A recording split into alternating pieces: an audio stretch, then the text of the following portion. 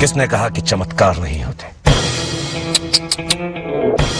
जरा मुझे करीब से देखो। जी हाँ दोस्तों, इस वीडियो में आप मुझे करीब से देखें। मैं आपके लिए लेके आया हूं एक्टिव पैसिव वॉइस की एक ऐसी चमत्कारी वीडियो जिसको फॉलो करने के बाद एग्जाम में सिर्फ ऑप्शन देख के आप 2 सेकंड में आंसर निकालोगे। मेरे साथ बने रहें वीडियो के एंड तक और सीखें ये चमत्कार।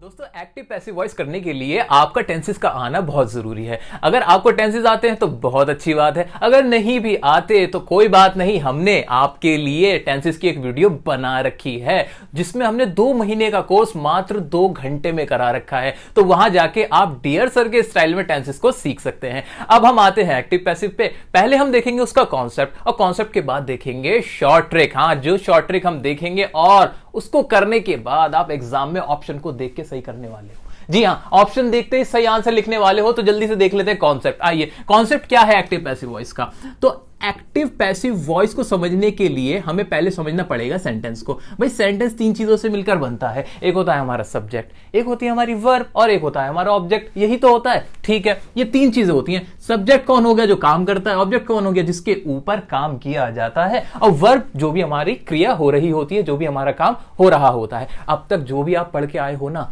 जो भी आप पढ़ते हो, उन सबके अंदर आप सब्जेक्ट पे फोकस करते हो कि काम जो कर रहा है वो पहले आता है। ऐसा ही तो होता है। फॉर एग्जाम्पल, मैंने आपसे कहा कि मैं साइकिल चलाता हूं।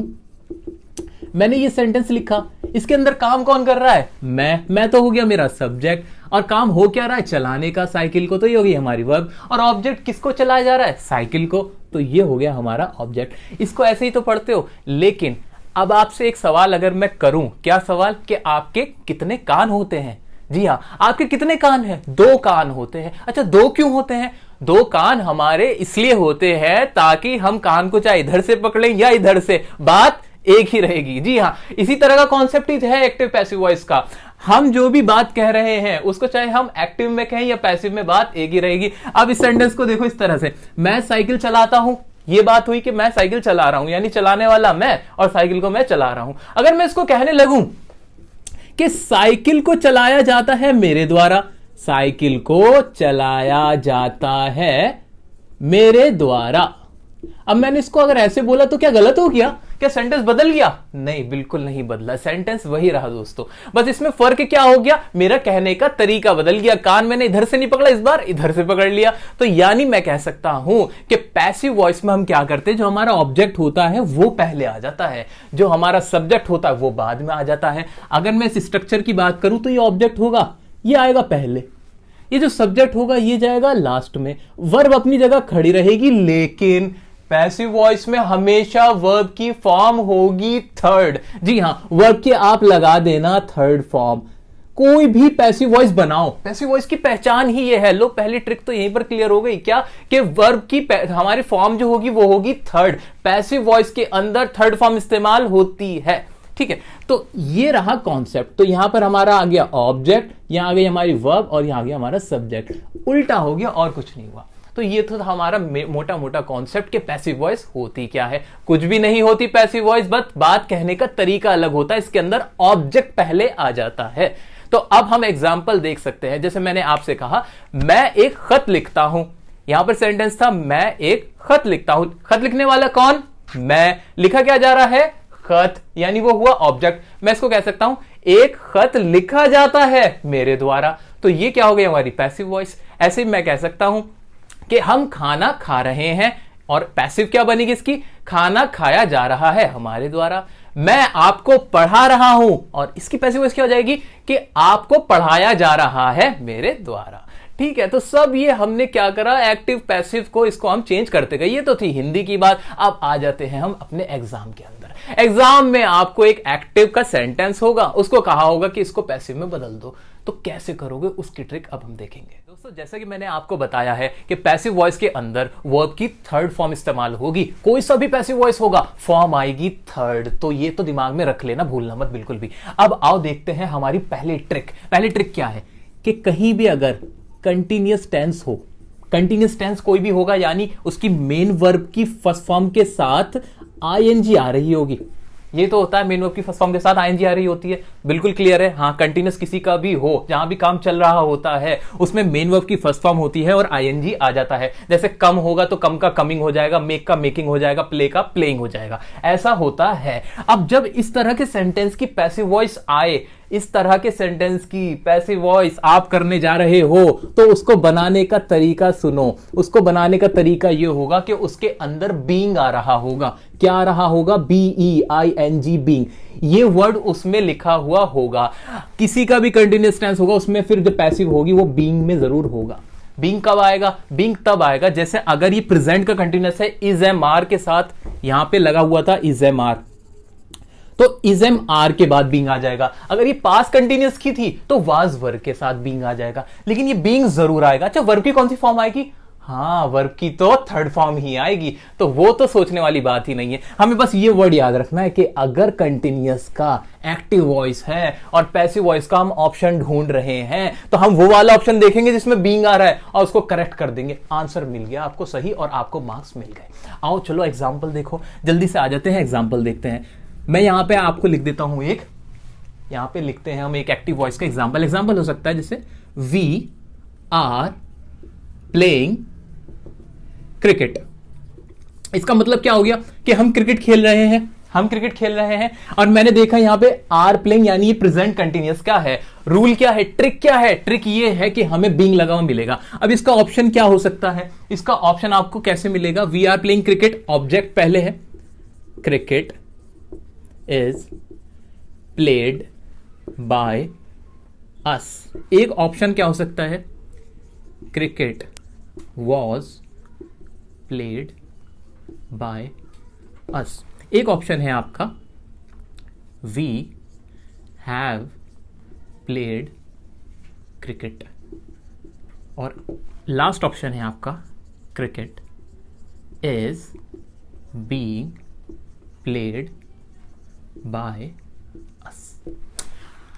चार ऑप्शन है, ये हमारा क्वेश्चन था।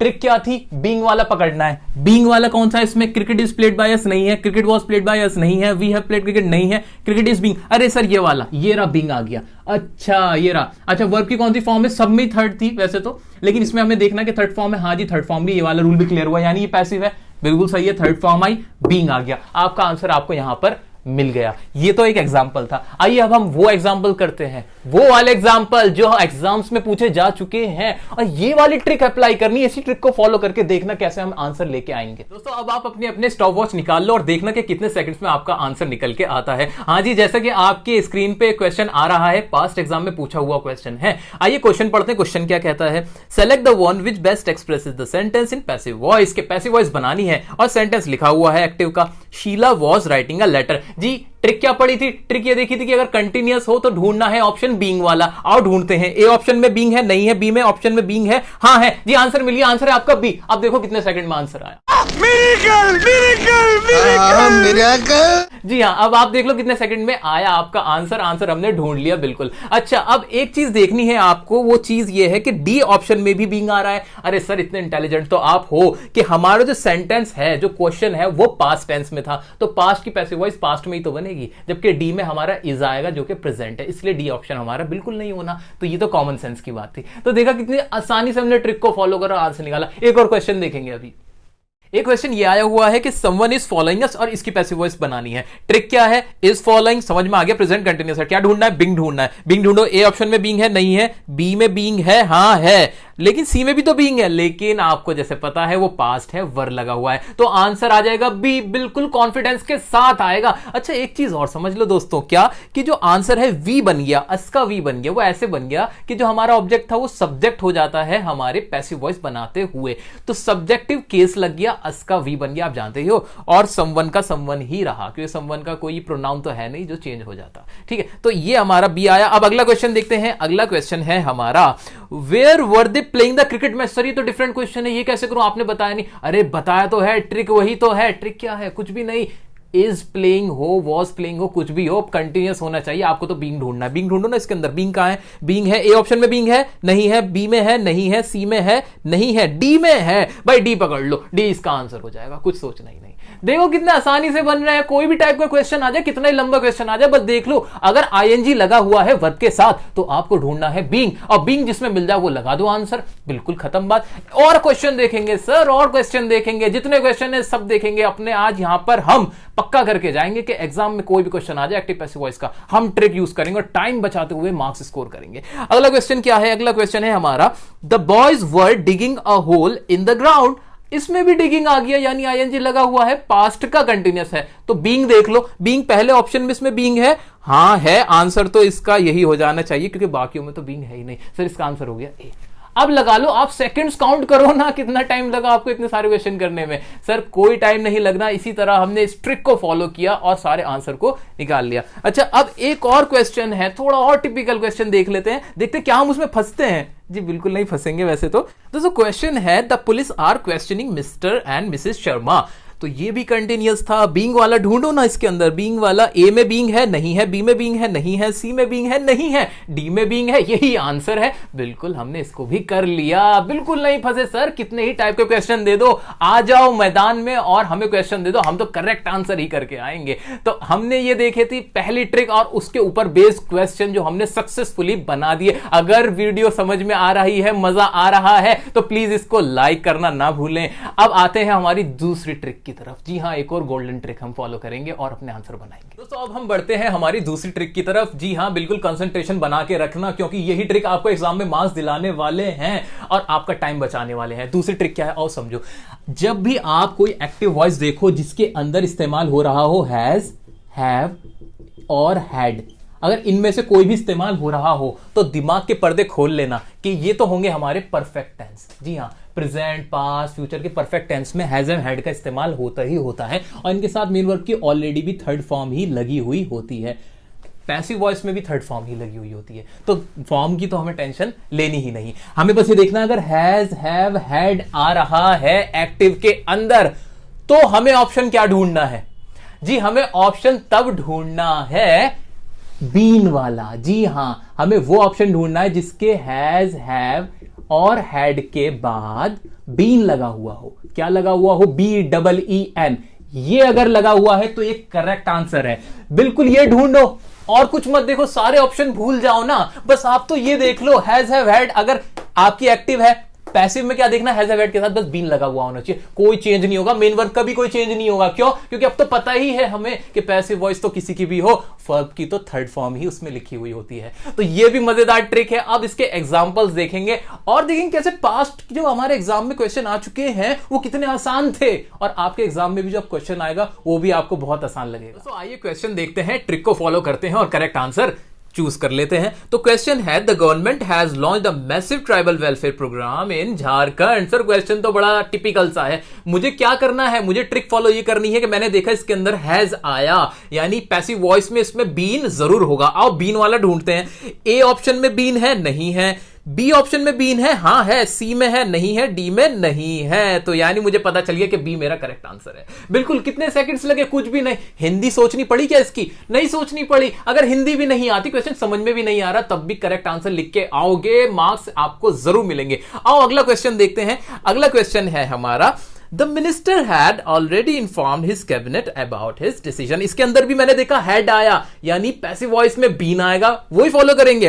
पहले ऑप्शन में बीन है, नहीं है, भगाओ। बी में है, नहीं, इसको भी हटाओ यार। सी में है, हाँ है, इसको हम रख लेंगे। अच्छा डी में भी है, हाँ डी में भी है। अब क्या करें? अरे अब कैसे करेंगे? इनमें तो दोनों में बीन आ गया। अरे सर कुछ भी नहीं करना, आप गौर से देखो, जो डी वाला ऑप्शन है उसमें विल आ रहा है। विल टेंस है फ्यूचर वाला, विल तो फ्यूचर में होता है ना, और जो क्वेश्चन है हमारा वो हेड वाला है, वो पास्ट में होता है। जी हां, टेंस में हमने देखा तो था, तो इसलिए हमारा आंसर हमें मालूम है कि क्या होगा, सी ही होगा। बिल्कुल कॉन्फिडेंस के साथ आप सी लिख के आओगे। आओ अगला क्वेश्चन देखते हैं। अगला क्वेश्चन है हमारा, has anybody answered your question. अच्छा पहली बात, जैसे ही क्वेश्चन वाला आंसर हो ना, कोई भी क्वेश्चन वाला हो जिसमें सवाल पूछा जाए, उसकी पैसिव वॉइस पूछे तो उसकी पैसिव वॉइस भी सवाल में ही होगी। जी हां, इंटरोगेटिव की पैसिव वॉइस इंटरोगेटिव में, अफर्मेटिव की अफर्मेटिव में, नेगेटिव की नेगेटिव में। ये तो कॉमन सेंस की बात है। आओ इसका ऑप्शन देखते हैं, ए क्या है। Your question has been answered. देखो इसके अंदर भी बीन आया तो ये करेक्ट आंसर है। नहीं नहीं नहीं, अभी तो सीखा क्या कि क्वेश्चन वाले का तो क्वेश्चन के ही सीक्वेंस में होगा, इसका स्ट्रक्चर गलत है। बीन जरूर आ रहा है लेकिन स्ट्रक्चर गलत है, शुरू में हेल्पिंग वर्ब आनी थी तो इसको हमने हटा दिया। अच्छा बी पार्ट में, बी ऑप्शन के अंदर बीन है? नहीं है। सी में है? हाँ है। क्या सी करेक्ट आंसर है? जी हाँ, इसका आंसर करेक्ट होगा सी, बिल्कुल। आओ अगला क्वेश्चन देखते हैं। अगला क्वेश्चन है हमारा the government has not approved the new drug for sale. इसके अंदर भी हैज आया, नॉट आया और थर्ड फॉर्म थी यानी हैज वाला ही हो गया। अच्छा तो इसके में क्या ढूंढना है? बीन ही ढूंढना है। जल्दी से देखते हैं। ए पार्ट में, ए ऑप्शन के अंदर बीन वाला है? हाँ है तो सही। और बी में है क्या? बी में भी है। अच्छा सी में है क्या? सी में भी है। अच्छा डी में, बस डी में नहीं, इसमें तो तीनों में बीन आ गया। अब इसको कैसे करें? अरे ट्रिक तो पता है, बीन आना है ठीक है, लेकिन हमने एक बात क्या पढ़ रखी है? हमने पढ़ रखा है कि सब्जेक्ट का ऑब्जेक्ट हो जाता है और ऑब्जेक्ट का सब्जेक्ट हो जाता है। अच्छा इसके अंदर ऑब्जेक्ट क्या है? इसके अंदर ऑब्जेक्ट होता है पूरा कि हमारा है the new drug for sale, हमारा क्या है? इसके अंदर ऑब्जेक्ट है यानी वो शुरू में आना था, लेकिन पहले ऑप्शन में मैं देख रहा हूं कि उसके अंदर तो सब्जेक्ट का सब्जेक्ट ही शुरू में रखा है, ये तो गलत हो गया। अच्छा सी में क्या रखा है? क्या कर रखा है? सी में भी कुछ अलग ही कर रखा है, यानी अगर जो करेक्ट आंसर है मेरा वो कहीं ना कहीं तो बी ही है। बी में पूरा प्योर हमारा ऑब्जेक्ट शुरू में आ रहा है और बीन का भी इस्तेमाल हो रहा है, यानी मेरा करेक्ट आंसर हो गया बी। बिल्कुल घबराने की कोई जरूरत नहीं है, कॉमन सेंस लगाओ गाइस, कॉमन सेंस, ट्रिक को फॉलो करो और मार्क्स लेके आओ। दोस्तों आइए एक और क्वेश्चन देखते हैं और ये थोड़ा डिफरेंट टाइप का क्वेश्चन है, लेकिन ट्रिक तो हमारी वही रहेगी। हाँ जी, ट्रिक ये रहेगी कि हैज हैव था तो बीन ढूंढेंगे। अच्छा अगर मैं आपसे कहूं कि पैसिव वॉइस में तो हैज हैव था तो बीन ढूंढा था, अगर इसकी एक्टिव बनानी हो तो क्या करोगे? इसकी एक्टिव बनानी होगी तो बीन हटा देंगे, बिल्कुल यही करेंगे, उल्टा कर देना है। आओ देखते हैं क्वेश्चन को। क्वेश्चन में है the plants have been watered by the gardener. जी ये पैसिव वॉइस है, इसको दोस्तों आपको बदलना है एक्टिव में। मैं क्या करूंगा? एक्टिव में बदलने के लिए ऑब्जेक्ट को बना दूंगा सब्जेक्ट, करेक्ट बात, और बीन हट जाएगा, बीन की जगह क्या आ जाएगा? हैज या हैव आ जाएगा, बिल्कुल सही बात। अच्छा अब देख लेते हैं हमारे ऑप्शंस क्या हैं। पहला ऑप्शन उसमें तो इज लगा, ये तो बिल्कुल नहीं है। बी में क्या है? बी में बीन लगा है तो ये भी नहीं है। सी में क्या है? द गार्डनर, बिल्कुल ऑब्जेक्ट जो था हमारा सब्जेक्ट बन गया और हैज आ गया थर्ड फॉर्म। जी बिल्कुल करेक्ट आंसर, सी हमारा करेक्ट आंसर है। आपको आंसर मिल चुका है और वो भी इस ट्रिक की मदद से। जी हां, हुई ना गोल्डन ट्रिक। जी हां, यही मैजिकल ट्रिक है जिसको फॉलो करके आप सारे क्वेश्चन को सही कर सकते हो। तो ये हमने देखी हमारी कुछ ट्रिक्स जिनके बेस पे हमने बहुत आसानी के साथ एग्जाम्स के अंदर बैठ के क्वेश्चन बनाए हैं। जी हां, सारे क्वेश्चन ये हमारे एग्जाम में आ चुके हैं और